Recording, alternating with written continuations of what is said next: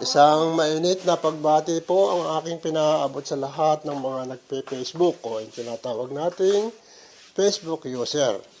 At ang pagbating ito ay mula sa inyong ka-Facebook na si Brad Vic Ramirez.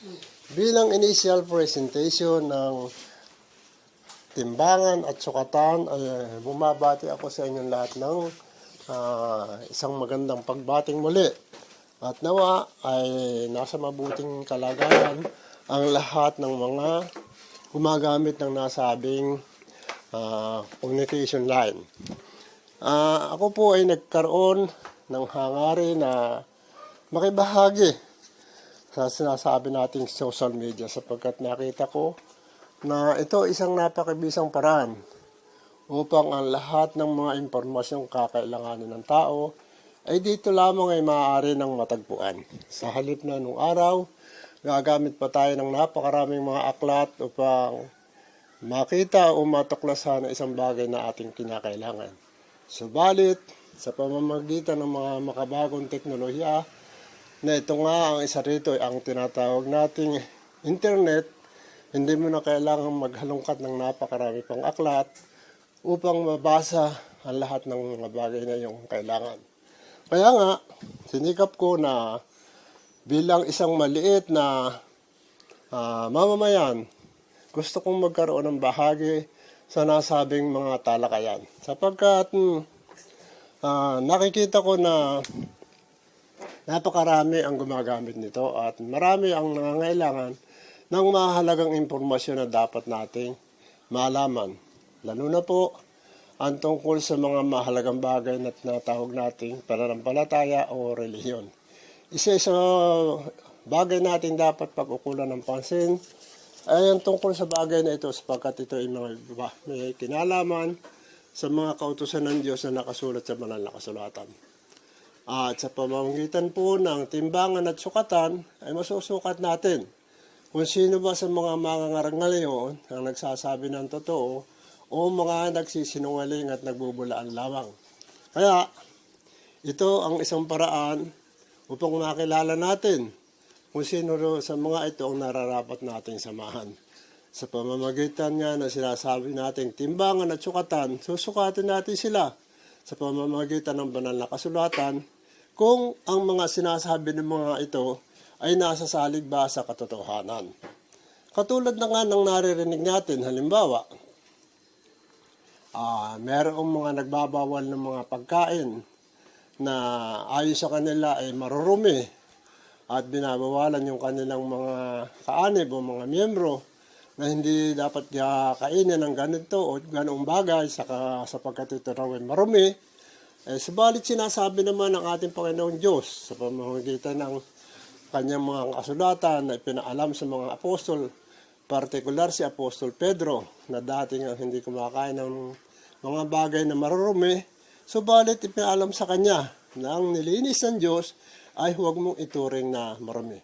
Kaya makikita natin dito na meron na talagang mga pagbabago.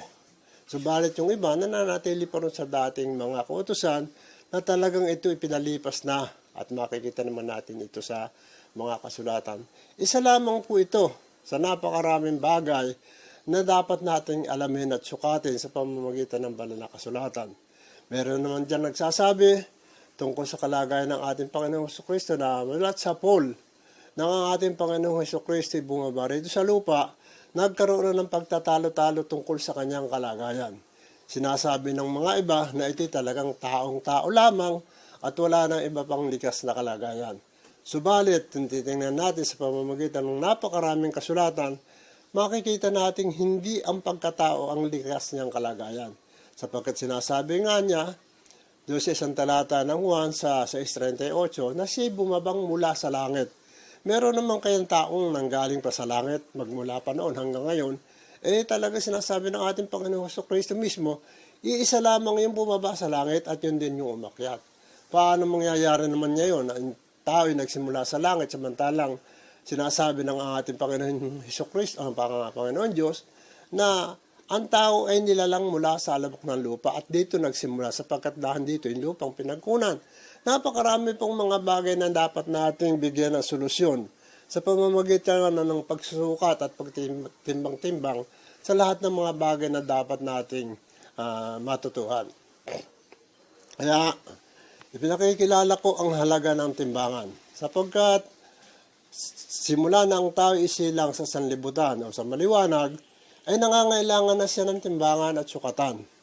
Maging ang mga gamot na ginagamit na isang bata nangangailangan bigyan ng gamot o vitamins, sinusukat yan sa pamamagitan ng gram o milligram. At habang siya lumalaki, lahat ng mga bagay na kinakailangan niya nagdadaan sa sukatan.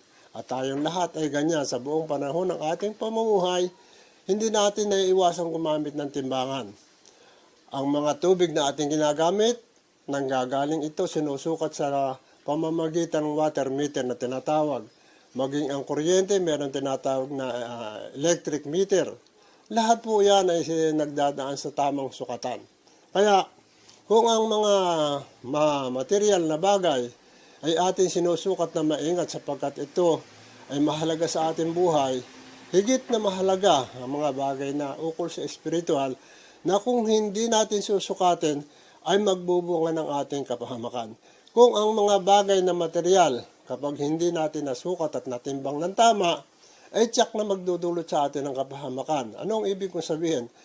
Ang gamot ay isang mabuting bagay na kinakailangan ng tao. Subalit, kapag ito hindi natimbang ng tamang timbang ang dapat nating gamitin o dosis na dapat i-apply sa isang may sakit, ito ay magbubunga ng kapahamakan.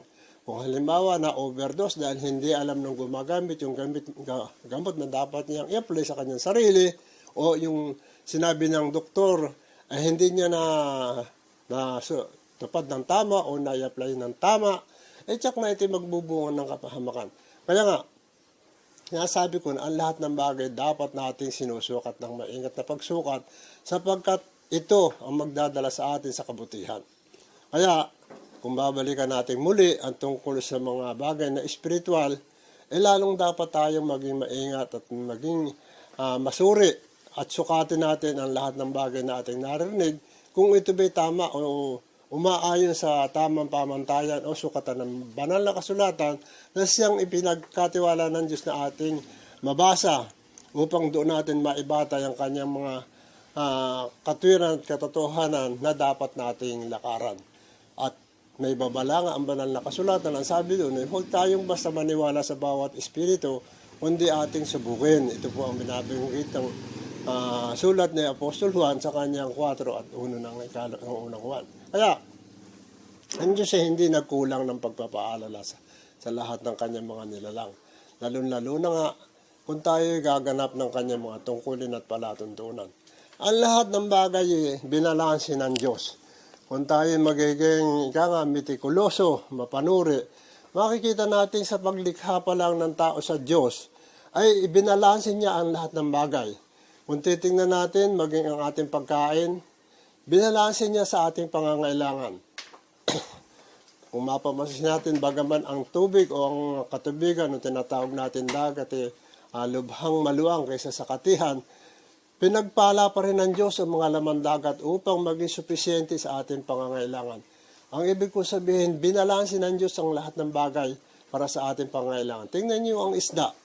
Bagaman, napakarami na nga ng isda, pero ginawa ng Diyos na kung sila'y magparami, mas maging mabilis ang kanilang pagpaparami sapagkat ang isang isda, pagka sila'y nangingitlog, daan-daang isda ang kanilang nailalabas. Mabilis ang kanilang multiplication of production. Katulad din naman ng mga nasa katihan.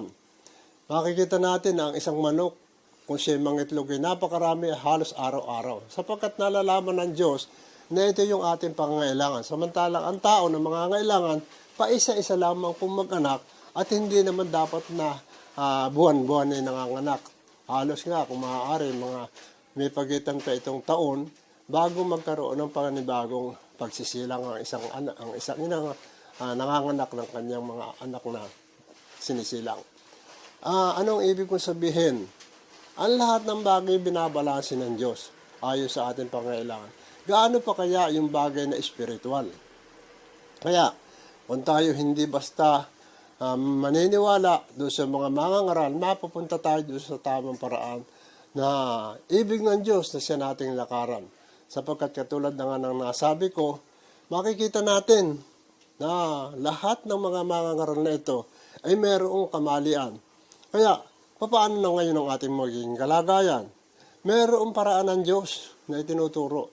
Ang sabi nga dito, ninyong saliksikin sa kasulatan, sapagkat isa man dito hindi magkukulang.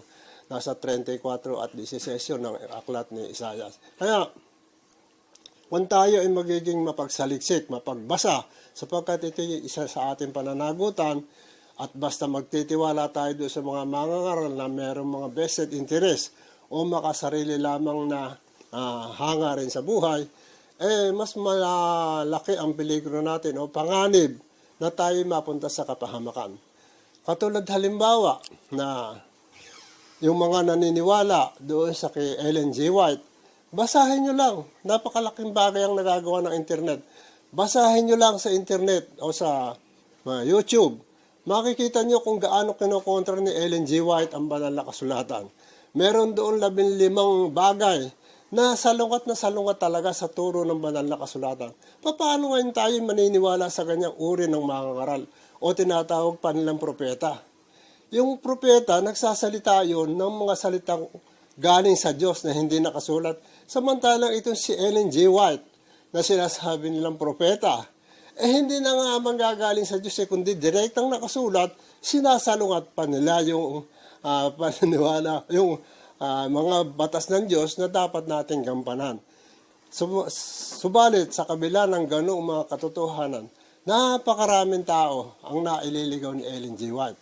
Kaya kung nasabing naililigaw, sapagkat yung babasahin niya natin na kinokontra niya yung mga katotohanang nakasulat sa banal na kasulatan, ano ngayon ang matatawag natin dyan? Kung tawagin mong iba yan, kung halimbawa, kasalungat ng turo ng ating Panginoong Jesucristo, tinatawag na itong Antichrist. O halimbawa naman, ang Diyos ang tinututulan, ang kinokontra, maaari sabihin lang anti-Diyos. Pero isa lamang ito sa maraming bagay na hindi naunawaan ng marami. Maaari sabihin yung pahalo-halo yung ating pinapaksang bagay.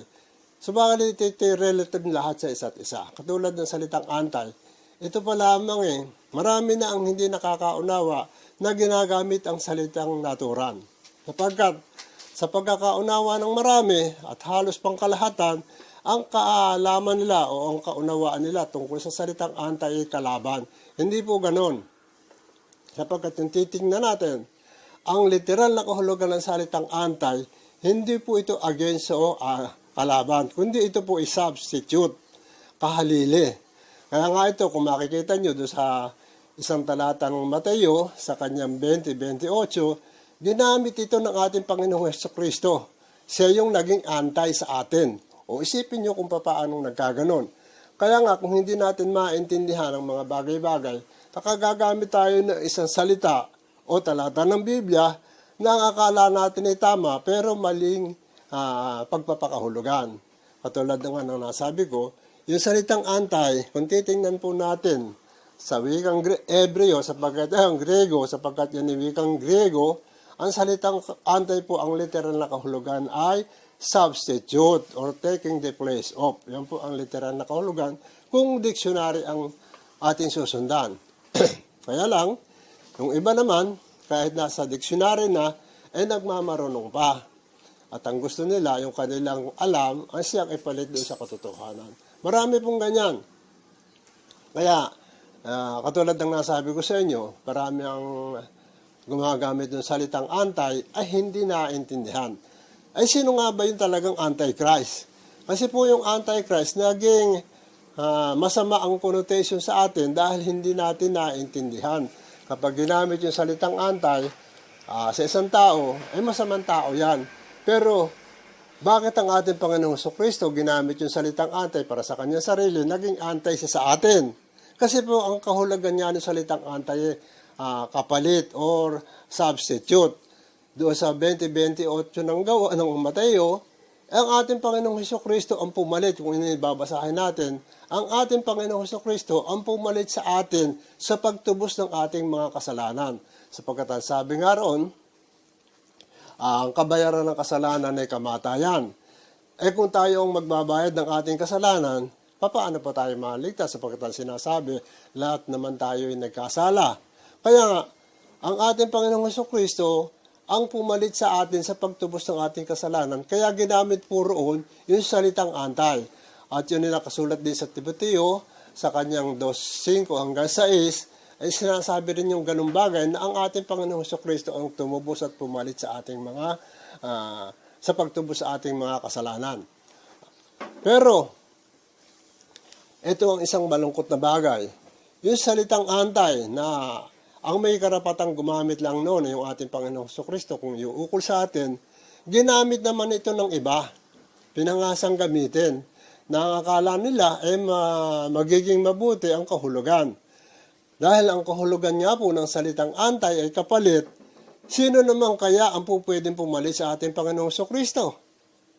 Kung ang ating Panginoong Jesucristo ay pumalit doon sa mga saserdotes Levita sapagkat yaon ay may mga kamatayan at siya bilang saserdote na walang kamatayan, ay siya yung pumalit doon sa mga mayroong kamatayan. Ito namang ating Panginoong Jesucristo na nanatiling saserdote magpakailanman at walang kamatayan, ay meron pong pumalit dito. At yun ngayon ang talagang maliwanag na Antichrist, kahit na yung literal na kahulugan ng antay, ng salitang antay ang ating gamitin, doon nagaganap po yung salitang antay. Sino nga po ba itong tahasang pumalit sa kalagayan ng ating Panginoong Jesucristo bilang isang saserdoteng walang kamatayan na nanatili magpakailanman? Hindi po itinatanggi ito ng isang aklat nila na may pamagat na Our Catholic Faith. Sinasabi nila roon na ang Papa sa Roma ang kapalit ng ating Panginoong Jesucristo.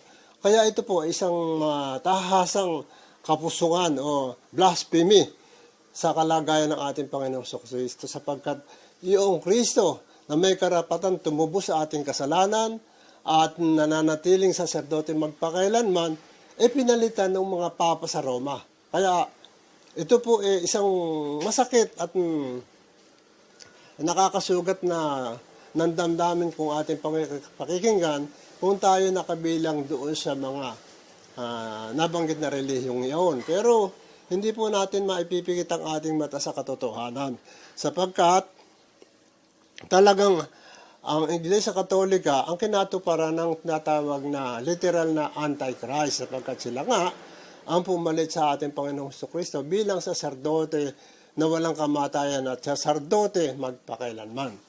Paano papalitan mo yung walang kamatayan na ikaw naman na pumalit nagkakaroon ng kamatayan? At kaya nga sila, kung titingnan natin ang sistema ng pagkakaroon ng Papa ng Iglesia Katolika sa Vatikano, bawat namamatay na Papa pinapalitan. At yan ay nagkakaroon sila ng tinatawag na conclave o paghahalal ng nakakala nila na karapat-dapat sa pamamagitan lang ito ng botohan. At yung minsan niya, nakakalungkot din na nagkakaroon din ng sabihin natin na palusutan. Kaya kung po sinabing palusutan, siguro marahil maraming Katoliko o mas nakararaming Katoliko ang hindi nila nalalaman na may isang panahon na nagkaroon sa kanilang papa na babae. Samantalang wala yun sa kautusan o sa natawag nilang canon law na magkakaroon ng papang babae. Talaga pong pag sinabing papa ay lalaki. Pero nalusutan sila nung isang nagpanggap na lalaki. Pero noong mamatay, yung sinasabing si Pap Joan, natuklasan nila na ito pala'y babae at hindi naman lalaki. Kaya doon pa lang makikita natin na maraming mga anomalya sa loob ng nasabing simbahan. Kasi nga, natupad sa kanila yung yung isang napaka tahasang paglabag sa banal na kasulatan na ang ating Panginoong Jesucristo ay tinalaga ng Diyos na saserdoteng walang kamatayan magpakailanman. Pagkatapos ipapalitan ng mga taong may kamatayan na isa itong napakalubhang kapusungan. Sapagkat sino ang may karapatang pumalit sa ating Panginoong Jesucristo sa lahat ng paraan. At meron pang isang nakalulungkot na bagay na bilang Diyos talaga na anak ng Diyos, merong isang grupo ng pananampalataya na hindi nila matanggap na ito hindi Diyos kundi tao lang. At ang nakalulungkot pa, yung kanilang pinuno, ay tinatawag nilang anghel o ikinakapit sa kanilang pinuno, yung katagang anghel. Samantalang kahit kailan sa Biblia, wala naman silang naituro ng ating Panginoong Jesucristo ay naging anghel man lamang. Sa makatwid, kung titingnan natin ang kalagayan ng anghel at ng tao, ay maliwanag po naman na napakataas ng kalagayan ng anghel kaysa sa tao sapagkat unang-una ang anghel walang kamatayan. Ang tao ay namamatay. Kung ang ating Panginoong Jesucristo ay tao at hindi man lamang naging kapantay ng anghel, mas mabuti pa yung kanilang sinasabing anghel dahil kung titingnan natin sa banal na kasulatan, ang anghel po ay walang kamatayan sapagkat sila'y mga espiritu sa tunay na at likas na kalagayan. Kaya napakarami po tayong dapat na pag-aralan. Dapat nating suriin, timbangin. Ayon sa banal na kasulatan, ang sinasabi ba ng mga ito ay sinusuportahan ng banal na kasulatan o tahasang paglabag sa mga pinasulat ng Biblia na pinasulat